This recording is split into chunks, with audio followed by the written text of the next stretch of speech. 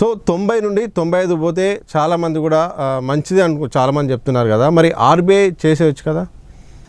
ఇప్పుడు dollar price 90 నుంచి 95 పోతే మనకి డీవాల్యుయేషన్ అంటారు దాన్ని. ఇప్పుడు వెరీ సింపుల్గా చెప్పాలంటే నేను మన కెమెరామెన్ తమ్ముడికి ఒక 1000 కోట్లు ఇచ్చాను డబ్బులు ఇచ్చి గుంటూరు వెళ్ళండి, గుంటూరు మిర్చి యార్డ్లో దిగండి, 1000 కోట్లతో మీరు గుంటూరు మిర్చి యార్డ్లో మిర్చి కొంటూ పోండి అన్నాను. 100 రూపాయలు ఉంటే కేజీ కాస్త 200 300 పోద్ది, 400 కూడా పోవచ్చు. ఏమవుతుందంటే అంత క్వాంటిటీ ఆఫ్ మిర్చి మీ గోడౌన్లో ఉంటాయి. So he will be having the whole మిర్చి ఇన్ హీస్ గోడౌన్. అట్లాగే 90 నుంచి 95 చేయాలి డాలర్ ప్రైస్ అంటే టొమాటో ప్రైస్ పెంచినంత ఈజీ ఆర్బీఐకి. వాళ్ళు రూపీస్ ముద్ర కొట్టి ప్రింట్ చేస్తూ డాలర్ బై చేస్తూ పోతారు. అప్పుడు ఆటోమేటిక్గా అది 90 నుంచి 91 92 93 పోతుంది ఒక 1 వీక్ 10 డేస్లో. దీనివల్ల ఎక్స్పోర్ట్స్ ఇంకా జూమ్ అవుతాయి. అప్పుడు ఎకానమీ ఇప్పుడు ప్రాబ్లం లేదు, అప్పుడు ఎకానమీ ఏదైనా ప్రాబ్లం ఉన్నా సరే we will be able to sort out the problem very easily. Sir మీరు 90 నుండి 95 ఆర్బీఐ తీసుకోవచ్చు అని ఒక మాట చెప్పారు. మరి పక్కనున్న శ్రీలంక పాకిస్తాన్ కూడా తీసుకోవచ్చు కదా, మరి ఒకవేళ తీసుకెళ్తే ఏమవుతుంది? గుడ్ క్వశ్చన్ అడిగారు. డాలర్ ప్రైస్ 90 నుంచి 90 తీసుకెళ్ళడం అనేది ఒక రోజు పని. ఆర్బీఐకైనా, పీపుల్స్ బ్యాంక్ ఆఫ్ చైనాకైనా, శ్రీలంకన్ సెంట్రల్ బ్యాంక్ అయినా. మరి వాళ్ళు ఎందుకు చేయలేదు? వాళ్ళు ఎకనామిక్ క్రైసిస్లోకి పోయారు కదా, వాళ్ళు ఎందుకు చేయలేదు? డాలర్ ప్రైసు 90 నుంచి 100కు పట్టుకెళ్ళడం మ్యాటర్ కాదు ఇక్కడ. మన దగ్గర ఎక్స్పోర్ట్ క్వాలిటీ గూడ్స్ ఉండాలి, మనం ఎక్స్పోర్ట్ చేయగలగాలి. ఇప్పుడు ఫర్ ఎగ్జాంపుల్ నేను నెల్లూరులో ఉన్నాను, నెల్లూరులో ఉండి జాబ్ కోసం నేను బాంబేకి వెళ్ళాను. నాకు జాబ్ కోసం బాంబేకి వెళ్ళానంటే జాబ్ వచ్చేసి నాకు నెలకు ఒక 2 lakhs శాలరీ వచ్చేది. నాకు నెల్లూరులో స్కిల్స్ అక్వైర్ చేసి ఉండాలి నేను. అర్థమవుతున్నదా? అంటే డాలర్ ప్రైస్ 90 నుంచి 100కు పట్టుకెళ్ళడం ఒక గంట సేపు పని. కానీ ఎక్స్పోర్ట్ చేయడానికి ఏం కావాలంటే ఇంటర్నేషనల్ క్వాలిటీ గూడ్స్ ఉండాలి మన దగ్గర. మన దగ్గర BMW కంపెనీ లేదు, లేకపోతే బెంజ్ లేదు, లేకపోతే ఫెరారీ, మెసోరాటి ఇలాంటి పెద్ద పెద్ద టొయోటా లాంటి హ్యూజ్ ఇంటర్నేషనల్ బ్రాండింగ్ కంపెనీస్ లేవు. అవన్నీ ఉండి, ఇన్ఫ్రాస్ట్రక్చర్ ఉండి, ఫ్యాక్టరీస్ ఉండి, ఇండస్ట్రియల్ అవుట్పుట్, పోర్ట్స్, షిప్ యార్డ్లు అవన్నీ రెడీగా ఉండి డాలర్ని 90 నుంచి 120 130 పట్టుకెళ్ళినా ఆ ఎక్స్పోర్ట్ బెనిఫిట్ వస్తుంది. లేదంటే ఇప్పుడు మనకంటే వీకర్ కరెన్సీలు ఉంటాయి కొన్ని కంట్రీస్, రిపబ్లిక్ ఆఫ్ చాద్ అని, నైజీరియా అని, మరి వాళ్ళందరూ డెవలప్ అయిపోవచ్చు కదా. కరెన్సీ ప్రైస్ అనేది ఒకటే కాదు, ఆ ఇన్ఫ్రాస్ట్రక్చరు, ఆ పీపుల్లో ఆ టెక్నాలజీ, మ్యాన్ పవరు, రిసోర్సెస్ ఉండాలి. ఇలాన్ని అంశాలు కూడా ప్రభావితం చూపుతాయి. ఇప్పుడు మీకు సింపుల్గా చెప్తాను. జర్మనీ ఉంది, మన సౌత్ ఇండియా అంత సైజ్ కంపెనీ, మన సౌత్ ఇండియా అంత సైజ్ కంట్రీ. జర్మనీలో 75-80 కార్ ప్లాంట్లు ఉన్నాయి, ఆటోమొబైల్ ప్లాంట్లు. ఇండియా మొత్తంలో కూడా అన్ని లేవు. మరి చిన్న కంట్రీ కదా, వాడు ఎక్స్పోర్ట్ చేస్తున్నాడు, అంత ఇన్ఫ్రాస్ట్రక్చర్ ఉంది వాడి దగ్గర. ఎగ్జాంపుల్ టేక్ చైనా, ఊర్లు ఎస్ఈజెడ్లు అనమాట, హెవీ మ్యానుఫ్యాక్చరింగ్. సో అవన్నీ లేకుండా డాలర్ ప్రైస్ని మనము పెంచితే, ఆర్బీఐ డివాల్యూ చేస్తే, ఆ ఇన్ఫ్రాస్ట్రక్చర్ సెటప్ లేకపోతే we will collapse, economies will collapse. అందుకని చేయకూడదు. ఈ మధ్యకాలంలో చాలామంది అనుకుంటున్నారు ఇప్పుడే ఇలా ఉంది పరిస్థితి, 90 రూపాయల దగ్గరకు వచ్చినప్పుడే ఇంత పరిస్థితి ఉంది, మరి వచ్చే 10 ఏళ్లలో అంటే 2000 ఒకవేళ మనం 2025లో ఉంటే నెక్స్ట్ వచ్చే 10 ఏళ్లలో 5 ఏళ్లలో డాలర్తో పోలిస్తే రూపాయి విలువ పరిస్థితి ఏంటి అని చాలామంది అడుగుతారు. సరే, మీ క్వశ్చన్ చెప్పే ముందర నేను ఇంకో క్వశ్చన్ అడుగుతాను. డాలర్ ప్రైస్ ఇప్పుడు 85 నుంచి 90 పోయింది, దీనివల్ల బెనిఫిట్ పొందింది ఎవరు? You guess the answer.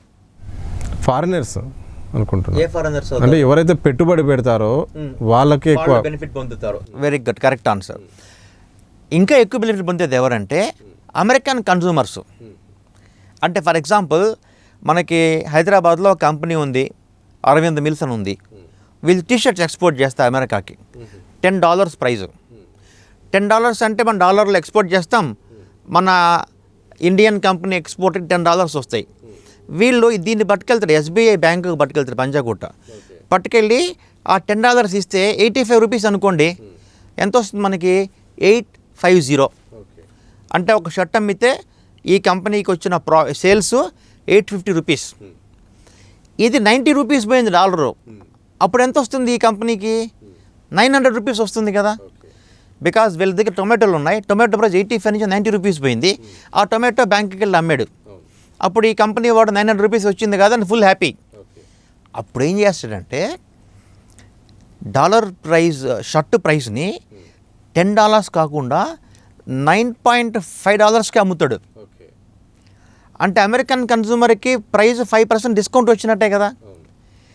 $9.5కి అమ్మితే అప్పుడు 9.5 × 90 కొట్టండి, స్టిల్ 850 బదులు వీళ్ళకి 830, 850 రూపీస్ వస్తాయి.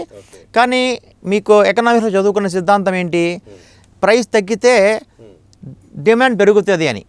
అమెరికన్ కన్జ్యూమర్స్ మన గుడ్స్ ఎక్కువ కొంటున్నాడు. అప్పుడు ఎక్కువ కొని ఏమవుతుంది, మన హోల్ కంట్రీ ఎక్స్పోర్ట్స్ ఇంక్రీజ్ అవుతాయి. దీనివల్ల ఆర్బీఐ దగ్గర డాలర్లు పెరుగుతాయి. సో ఇలాగ డివాల్యుయేషన్ చేయడం వల్ల మన ఎక్స్పోర్ట్స్ పెరిగి మన ఎంప్లాయ్మెంట్ పెరగడం మన అవసరం అయితే అమెరికా వాడికి గూడ్స్ తక్కువ రేటుకు వచ్చి అక్కడ కన్జ్యూమర్స్ హ్యాపీ అవుతారు, అది వాడు హ్యాపీ. ఇది అల్టిమేట్గా వాడికి మెయిన్ బెనిఫిట్ అవుతుంది యుఎస్ కస్టమర్స్కి. సో ఒకవేళ ఇదే పని చైనా వాడు జపాన్ వాడు కూడా చేసే అవకాశం ఉందిగా, అప్పుడు పరిస్థితి ఏంటి సార్? దీన్నే కాంపరేటివ్ డివాల్యుయేషన్ అంటారు. అంటే మనం ఒక్కళ్ళమే డివాల్యూ చేస్తే డివాల్యుయేషను, మన పక్కింటోడు ఎదిరింటోడు వెనక్కి అందరూ కలిసి చేస్తే కాంపిటేటివ్ డివాల్యుయేషన్. సో మనం చేసామని చైనా వాడికి తెలుస్తుంది, 1 అవర్లో తెలుస్తుంది వాడికి కరెన్సీ ప్రైస్ చూస్తే. చైనా వాడు చేస్తాడు మనకే తెలుస్తుంది, మన ఇద్దరం చేస్తాడు జపాన్ వాడికి కూడా తెలుస్తుంది. సో ముగ్గురు కలిసి మీరేంద్ర మీ కరెన్సీని 85 నుంచి 90 తీసుకెళ్ళారా, జపాన్ వాడు ఏమంటాడు, నేను 120 నుంచి 150 తీసుకెళ్తా అంటాడు అగెనెస్ట్ US డాలర్. చైనా వాడు ఏమంటాడు, $9 ఉండేది కాస్త నేను $11 చేస్తా, సారీ $9 per dollar ఉండేది కాస్త $11 per dollar చేస్తానంటాడు. ఇలా మన ముగ్గురం కొట్టుకొని అమెరికా వాడికి గూడ్స్ తక్కువ రేటుకి అమ్మే కాంపిటీషన్లో ఉన్నాం. దీన్ని కాంపిటేటివ్ డివాల్యుయేషన్ అంటాం. సో దీనివల్ల ఎవరు బాగుపడరు, ఒక అమెరికానే బాగుపడుతుంది. సార్ మన లోకల్ కరెన్సీ వీక్ ఉంటే చాలా బెనిఫిట్ అని చాలామంది అంటారు. కానీ మరి పాకిస్తాన్ జపాన్ విషయానికి వస్తే మాత్రం మరి పాకిస్తాన్ కరెన్సీ చాలా వీక్గా ఉంది, కానీ ఫైనాన్షియల్గా మాత్రం జపానే సక్సెస్ఫుల్గా ఉంది. మరి ఇదేంటి? ఇప్పుడు మీరు అన్నట్టు డాలర్ ప్రైస్ 85 నుంచి 90 పోతే ఎక్స్పోర్టర్స్ వెరీ హ్యాపీ, ఎక్స్పోర్ట్ చేస్తారు. 95 పోతే వెరీ హ్యాపీ, 120 పోతే ఇంకా హ్యాపీ. మరి జపాన్ వాళ్ళది 170 ఉందనుకుంటా అప్రాక్స్ yen per dollar. పాకిస్తాన్ది 230, 240 ఉంది. మరి Pakistan should be more developed than Japan కదా, ఎందుకు అవ్వలేదు? Come back to the earlier example, మీకు ఇందాక చెప్పాను కదా, కరెన్సీ వీక్ అయిపోగానే కంట్రీ డెవలప్ అవ్వదు. ఆ కంట్రీలో గ్లోబల్ క్వాలిటీ ఎక్స్పోర్ట్స్ జరగాలి. అన్ని ఆటోమొబైల్స్ కానీ, టెక్నాలజీ కానీ, వెపన్స్ కానీ, ఎయిర్ క్రాఫ్ట్స్ కానీ, ఐటీ కానీ, ఇవన్నీ ఉంటే మనము ఫారెన్ కంపెనీస్కి ఇంటర్నేషనల్ మార్కెట్ గూడ్స్ ఎక్స్పోర్ట్ చేయొచ్చు. మన గూడ్స్ నాసిరకంగా ఉన్నాయనుకో మన కరెన్సీ ఎంత వీక్ అయినా మనకి బెనిఫిట్ రాదు. అంటే ఇప్పుడు మీరు హైదరాబాద్కి వచ్చారు, మంచి జాబ్ కోసం వచ్చారు, మీరు ₹1,00,000 వద్దు నాకు 70,000 శాలరీ చాలని జాయిన్ అవ్వాలంటే మీకు అంత వర్తన ఉండాలి. లేదనుకోండి అసలు మీరు 7th క్లాస్ వేరే హైదరాబాద్కి వచ్చారు, మీకు అసలు ఎవరు పట్టించుకోరు, మీకు ఆ బెనిఫిట్ రాదు. మీరు పెద్ద ఎకానమీలో వచ్చి మీ సర్వీస్ చేస్తున్న బెనిఫిట్ అనేది మీకు రాదు. సో మన ఎకానమీలో ఇంటర్నేషనల్ క్వాలిటీ గూడ్స్ రావాలి. కానీ ఇండియాలో చూస్తే ఇంటర్నేషనల్ క్వాలిటీ గూడ్స్ లేవు.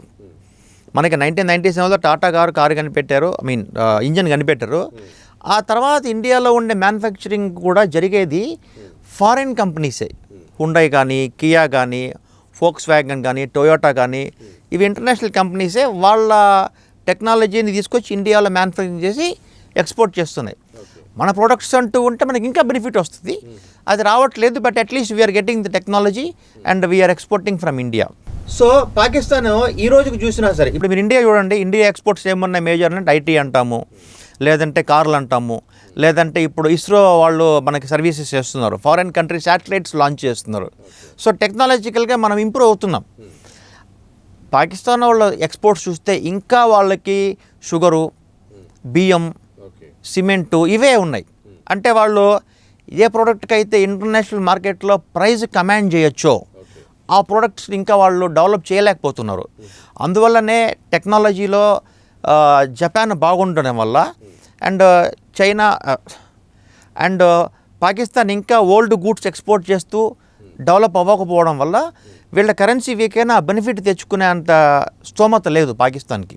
That is way they are suffering. Same way Sri Lanka also, Sri Lankan currency కూడా అట్లానే ఉంటుంది. They are also in the behind us. Doesn't mean that కి they are behind compared to Japan and all, but in terms of exports and all they are far behind the rest of the world because lack of technology. Okay, so China సంబంధించిన అంశం Trump చాలాసార్లు మాట్లాడుతున్నారు. ఈ China అనేది ఒక currency manipulator అని కూడా చాలా సందర్భాల్లో మాట్లాడుతున్నారు. నిజంగా చైనా దేశం అట్లా మ్యానిపులేట్ చేస్తుంది సార్? 100% చేస్తుంది.